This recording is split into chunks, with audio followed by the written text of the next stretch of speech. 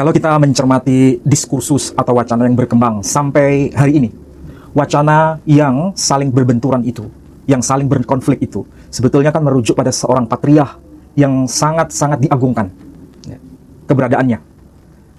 Dari kelompok Rabithah Alawiyah menganggap bahwa Imam Ubaidillah itu adalah tokoh historis.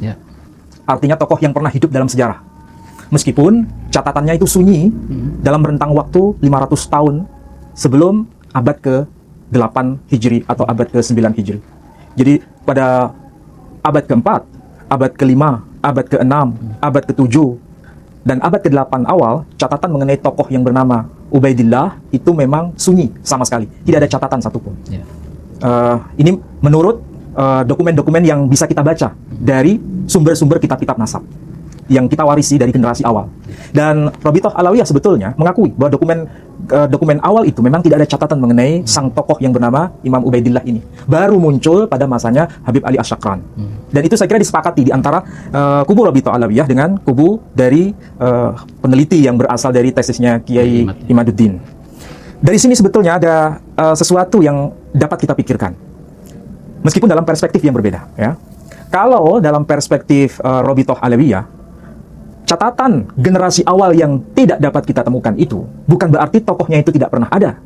Bisa jadi itu ada, meskipun catatannya itu belum ditemukan atau memang tidak tercatat, tetapi itu dapat terbaca melalui dokumen-dokumen belakangan, sehingga bisa dipastikan itu tokoh historis karena para ahli nasab generasi belakangan mengkonfirmasi itu. Mengakui. Ini dari perspektif Rabithah Alawiyah, berarti itu tokoh historis dan nasabnya itu nyambung dari jalur laki-laki karena Ubaidillah itu tokoh historis dan itu nasabnya nyambung dari garis laki-laki, sehingga orang-orang yang kita kenal sekarang dengan sebutan habaib itu sah dan valid dianggap sebagai dzurriyyah Rasul Muhammad SAW. Oke. Tetapi di lain pihak perspektif dari Imaduddin, mungkin juga kita bisa ikuti kajian yang dilakukan oleh Sayyid Qari yang dari Aceh itu ya. Sebetulnya ada satu kesamaan pandangan bahwa Ubaidillah atau Imam Ubaidillah itu tokoh fiktif, tokoh yang tidak pernah hidup dalam sejarah, tokoh yang memang tidak pernah ada dalam sejarah. Dan itu dikuatkan dengan adanya tidak ada catatan apapun pada kitab-kitab nasab generasi terdahulu. Mulai abad ke-4 Hijri, ke-5 Hijri, ke-6 Hijri, ke-7 Hijri, ke-8 Hijri, 8 awal Hijri, tidak ada catatan sama sekali di kalangan ahli nasab mengenai tokoh yang bernama Ubaidillah itu. Sehingga bagaimana mungkin ini bisa dihubungkan sebagai keturunan Nabi? Karena catatan saja tidak ada. Artinya ketiadaan catatan itu semakin membuktikan bahwa tokoh ini memang tidak pernah ada.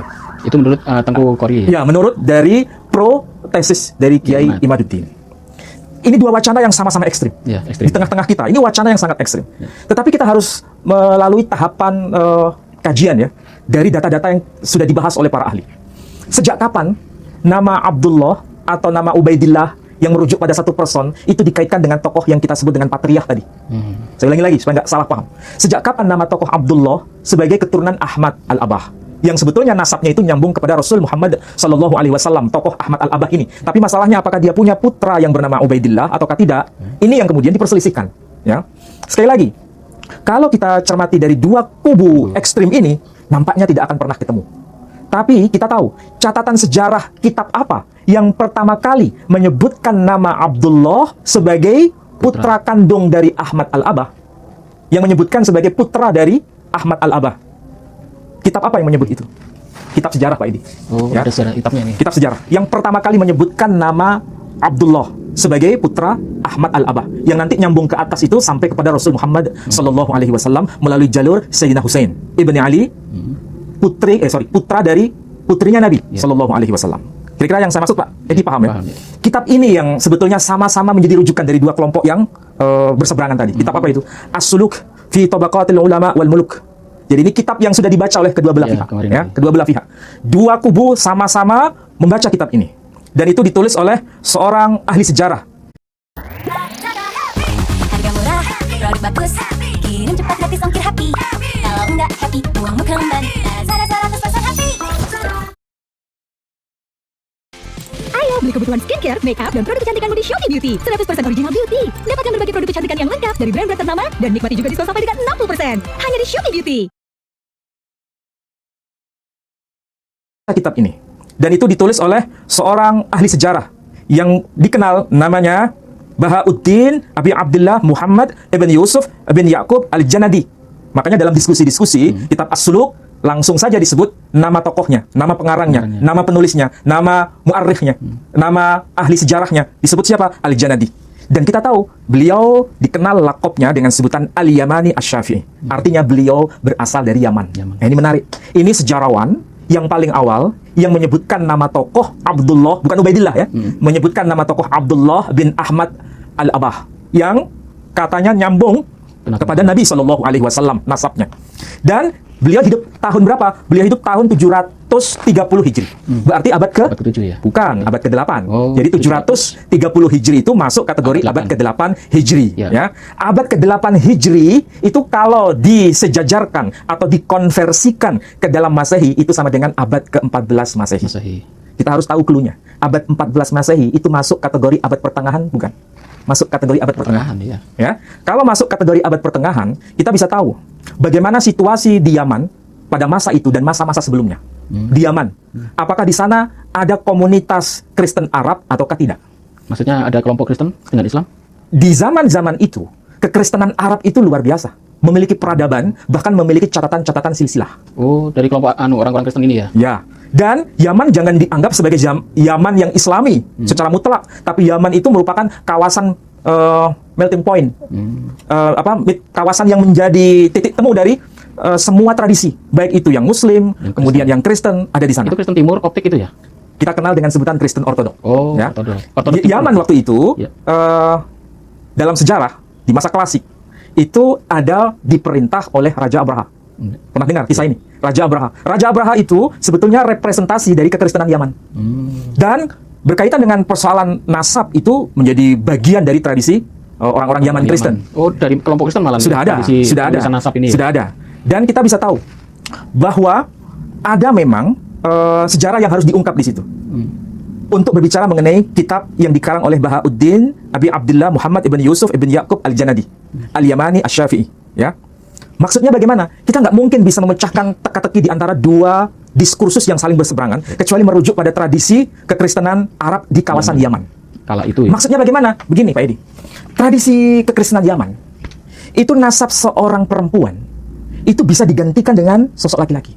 Maksudnya nasab dari jalur perempuan? Kalau misalnya ada nasab ya, nasab laki-laki, kemudian punya anak perempuan. Anak perempuan ini kemudian posisinya bisa digeser menjadi menantunya. Oh, menantunya bisa masuk ke situ. Oh, itu boleh? Dan tradisi itu bisa kita baca dalam Alkitabul Muqaddas. Oh. Alkitabul Muqaddas yang versi bahasa Arab sendiri. Ini dalam tradisi ini ya kekristenan Arab khususnya di kawasan Yaman. Kita tahu bahasa orang Yaman itu kan sebetulnya tidak jauh beda dengan bahasa orang-orang Ethiopia. Oh. Bahasa orang-orang Ethiopia mereka menyebutnya Leshana Negusha. Bahasanya Najasyi. Nah, bahasa Arabnya menyebutnya Najasyi. Najasyi itu bukan nama orang Pak Edi. Oh. Itu istilahnya sama dengan raja, sama dengan sultan kalau bahasa Arabnya. Sama dengan apa itu? Malik, raja. Secara harfiah begitu. Tapi mungkin karena kita kekurangan literasi menyebutnya itu nama orang Najasyi, Raja Najasyi. Kalau menyebut Najasyi itu ya raja itu ya Najasyi. Seperti Fir'aun itu ya. Fir'aun itu dikira nama orang, padahal itu raja. Iya. Gelar dalam bahasa Koptik, Pharaoh kalau bahasa Ibraninya. Negusha itu dalam bahasa Koptik ya. Dan kalau menyebut kitab mereka menyebutnya dengan istilah Ketaba. Mirip dengan bahasa Arab ya. Dan bahasa orang-orang Yaman itu bahasa Arab khas selatan. Kalau menyebut istilah atau huruf Qaf biasanya itu bergeser menjadi huruf G. Misalnya mustaqim menjadi mustaqim. As-saqaf menjadi as-saqaf. Ya kan? Qomis menjadi gomis. Kita mengenalnya menjadi gamis. Itu pengaruh dari bahasa Arab dialek Yaman. Orang-orang Kristen Yaman itu juga menggunakan dialek yang sama. Dan cara penulisan nasab itu melegalkan nama tokoh perempuan yang ada silsilahnya itu digeser dengan suaminya dan dimasukkan ke situ. Kita bisa lihat di mana? Kita bisa lihat di Injil Lukas. Injil Lukas pasal 3. Injil Lukas pasal 3. Udah ketemu? Ya, ayatnya. Injil Lukas pasal 3 ayat yang ke-23 sampai 24 atau 23 aja. Coba diterjemahkan. Lukas pasal yang 3 ketiga ayat 23. Ketika Yesus memulai pekerjaannya, ia berumur kira-kira 30 tahun dan menurut anggapan orang ia adalah anak Yusuf, anak Eli. Coba dibaca pelan-pelan. Ketika Yesus memulai pekerjaannya, ia berumur kira-kira 30 tahun dan menurut anggapan orang ia adalah anak Yusuf, anak Eli. Dia anak Yusuf, anak Eli. Ya. Kalau yang versi Alkitab berbahasa Arab ya, kita bisa lihat versi apapun, mau versi Fandi, mau versi apapun yang terbit dalam versi bahasa Arab, selalu dan memang selalu teksnya berbunyi sama seperti yang dimaksud dalam terjemahan itu. Di sini dikatakan wa huwa ala ma kana yudhannu ibn Yusuf ibn Hali. Jadi dia itu dinisbatkan pada siapa itu? Nama tokoh Yusuf bin Hali. Jadi Nabi Isa alaihissalam atau Yesus al-Masih, kalau versi bahasa Arabnya itu ya, itu dianggap sebagai putra Yusuf bin Hali. Dianggap sebagai putra Yusuf bin Hali. Pertanyaannya, apakah Yesus al-Masih atau Isa al-Masih itu putra kandung dari Yusuf? Bukan. Ya. Tapi putra kandung dari Maryam atau Maria. Tapi di sini nama Maryam nggak muncul. Tidak muncul. Tapi yang muncul adalah nama Yusuf. Kemudian bin Heli. Dalam catatan gereja ortodok, ya, Maryam itu adalah putra kandung Heli. Jadi Maryam itu putra kandung Heli. Tetapi dalam silsilah di sini nama Maryam dihilangkan, diganti dengan Yusuf sebagai suaminya Maryam. Jadi kalau dalam konteks ini Yusuf posisinya sebagai anak kandung atau anak mantu? Ini anak mantu. Anak mantu. Jadi anak mantu bisa menjadi pengganti dari anak kandung kalau dia perempuan. Gitu. Tradisi begini itu sudah ada di Yaman. Nah, masalahnya, apakah mungkin Ahmad al-Abah yang sebetulnya nasabnya itu sambung kepada Nabi Shallallahu Alaihi Wasallam itu punya anak perempuan yang kemudian menikah dengan Ubaidillah, yang kemudian nama Ubaidillah itu disambungkan dengan Ahmad al-Abah. Masuk ke situ. Apakah mungkin begitu? Itu menjadi penelitian menarik.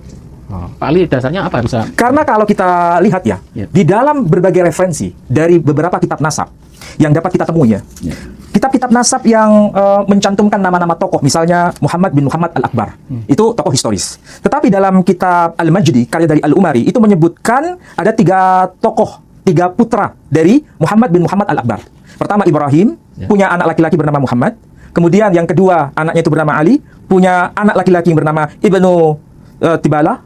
Yang ketiga, punya anak yang bernama Ishak, tapi punya anak perempuan. Dan Fakhrur Razi yang menulis kitab As-Sajarah Al-Mubarakah itu tidak menyebutkan nama Ishak yang punya anak perempuan ini. Bisa jadi pada satu dokumen kitab nasab, nama anak perempuan itu dicatat. Dalam dokumen lain tidak dicatat. Bisa jadi dalam konteks ini, anak perempuan itu kan sebetulnya kalau bahasa awamnya itu kan keturunan kelas 2. Dalam tradisi Timur Tengah ya. Israel itu juga nggak sebut. Karena anak laki itu menjadi posisi pertama. Anak perempuan itu posisi kedua. Sehingga kadang dicatat, kadang nggak dicatat. 12 suku Israel. Kita lihat tradisi Israel itu. Anak Nabi Yakub itu jumlahnya berapa sebenarnya? 13. Anak Nabi Yakub itu sebetulnya jumlahnya ada 13 orang. Kenapa yang tercatat dalam silsilah itu hanya 12 orang? Laki-laki semua. Karena satu perempuan. Tapi satu perempuan agak terpinggirkan, tidak terlalu banyak dibicarakan. Disebut juga. Siapa itu? Dina. Iya kan? Tidak tercatat. Dan ini merupakan tradisi Timur Tengah sebetulnya. Lebih khusus dalam tradisi Yaman, itu sangat tua, tradisi Arab yang paling tua bahasanya itu tradisi bahasa Arab khas Yaman. Dan itu inskripsinya masih dapat kita baca sampai hari ini. Dalam tradisi bangsa Arab sendiri yang diwakili dengan tokoh yang bernama Ismail, saya bertanya pada Pak ini, kalau kita baca Alkitab bahasa Arab atau Alkitab dalam bahasa Ibrani, menyebutkan tidak berapa jumlah nama anak-anak Ismail? Cuma 12. Ada disebutkan 12 orang. Anak-anak Ismail disebutkan Nibayot, Bikr Ismail, wa Qaidar, wa Mibsam, wa Mishma, dan seterusnya sampai wa Yetur, wa Duma. Itu kalau dihitung jumlahnya 12. Tapi ketika kita baca keseluruhan teks di bagian-bagian lain, ada anak Ismail yang bernama Betsemet. Iya. Tidak disebut. Ini anak perempuan, tapi kenapa tidak disebutkan secara sejajar di situ merangkai jumlah total dari anak-anak Ismail 13 orang. Cukup hanya disebut 12 orang. Hal seperti ini juga menjadi bagian dari tradisi yang diwariskan ketika zaman Islam itu muncul. Para ahli nasab itu mencatat anak laki-laki itu begitu dominan, anak perempuan tidak dicatat, ya kan?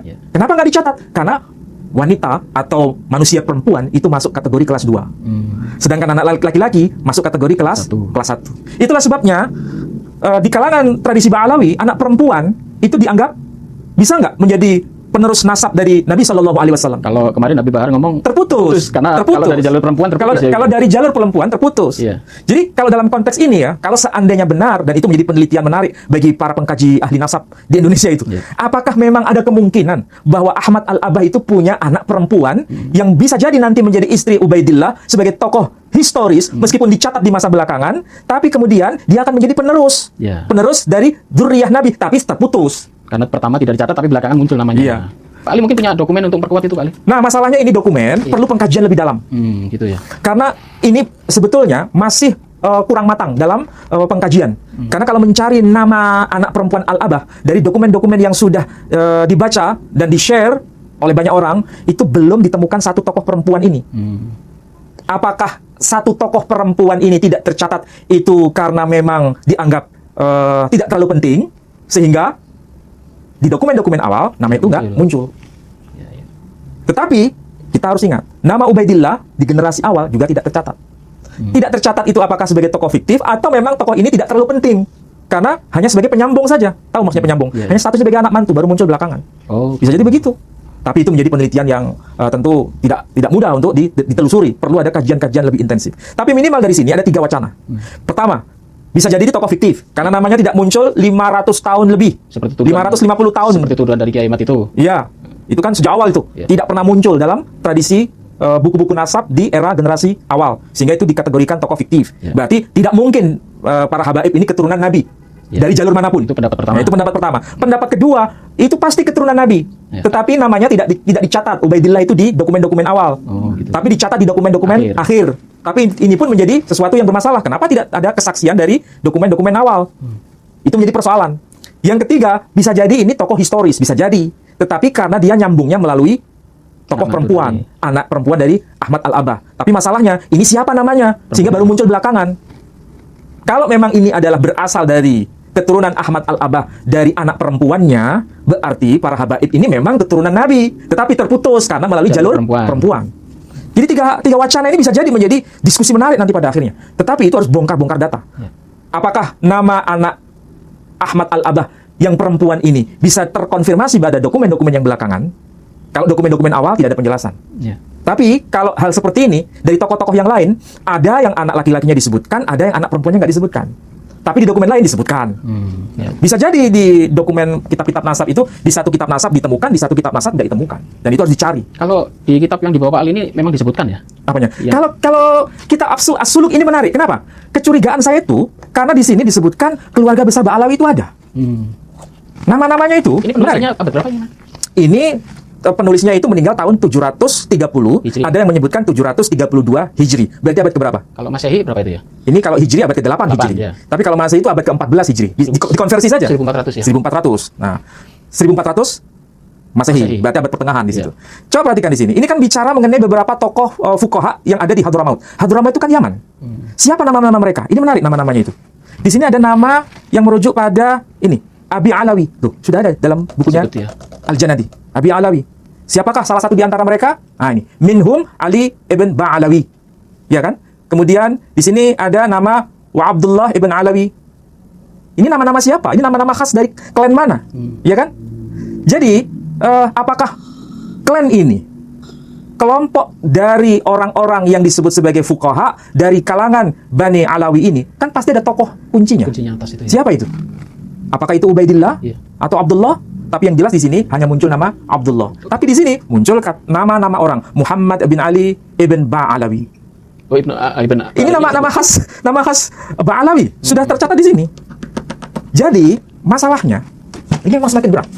3 wacana itu bisa menjadi pelajaran bagi kita untuk menyatakan mana yang paling sahih di antara 3 wacana yang saling bertabrakan dan tidak bisa dikompromikan itu.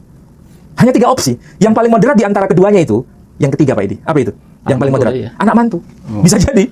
Itu anak mantu. Kalau anak mantu kemudian namanya itu dicantolkan di situ. Ini kan sama dengan yang termaktub di Alkitabul Muqaddas. Nama Yusuf dicantolkan di situ. Menjadi putra Heli. Sebetulnya anaknya Heli itu siapa? Maryam digeser dan digantikan dengan Yusuf. Jadi Yusuf dicantolkan di situ. Masuk. Padahal dia anak mantu. Anak mantu. Dan itu tradisi di Yaman udah biasa itu. Tapi masalahnya sekali lagi perlu data penguat. Jadi harus betul-betul bisa terbukti di situ. Apakah mungkin ini menjadi kajiannya? Apakah mungkin tradisi nasab Ba'alawi itu memang terpengaruh dengan tradisi Kristen Arab Yaman? Tradisi Arab memang di Alkitab memang penulisannya seperti itu nasabnya. Iya. Dan itu biasa dalam tradisi Arab Yaman, terutama dari kalangan gereja Ortodok Ethiopia yang kemudian sampai ke kawasan Yaman. Dan kita harus tahu juga kenapa ya. Ini kita kalau lihat pada Al-Qur'an. Di Al-Qur'an itu ada nggak surat gajah? Li'ila fi Quraisyin ila fihim ikhlatas syita'i was shaif. Itu salah satu ayatnya. Tapi ada juga ayat yang lain berkaitan dengan Al-Fil. Ya kan? Surah Al-Fil. Surah Al-Fil, kalau surah Quraisy itu kan perjalanan orang-orang Quraisy dari utara ke selatan. Utara itu ke Palestina, ke selatan itu ke kawasan Yaman. Ya kan? Itu menjadi sebuah tradisi dan diceritakan dalam Al-Qur'an, itu sudah menjadi kebiasaan. Dan itu fakta historis. Tapi masalahnya kalau ada surah Al-Fil, arti harfiahnya gajah. Apa mungkin di kawasan Yaman itu ada gajah? Dari mana itu gajah? Ternyata itu ada kaitan dengan Afrika Timur. Dan itu ada kaitan dengan persoalan migrasi orang-orang Ethiopia sampai ke kawasan Hijaz. Maka tidak salah juga Bilal bin Rabah, salah satu sahabat Nabi, orang Ethiopia yang menjadi budak, kemudian dimerdekakan, itu sampai ke kawasan Hijaz. Oh, karena jalurnya memang Karena jalur perdagangan itu ke situ. dari Afrika tadi. Iya. Jadi gajah itu dibawa nyebrang melalui Laut Merah dari melalui Teluk Aden ya. Jadi Ethiopia dengan Teluk Aden kan sangat dekat, tidak terlalu jauh. Sehingga gajah bisa masuk ke situ.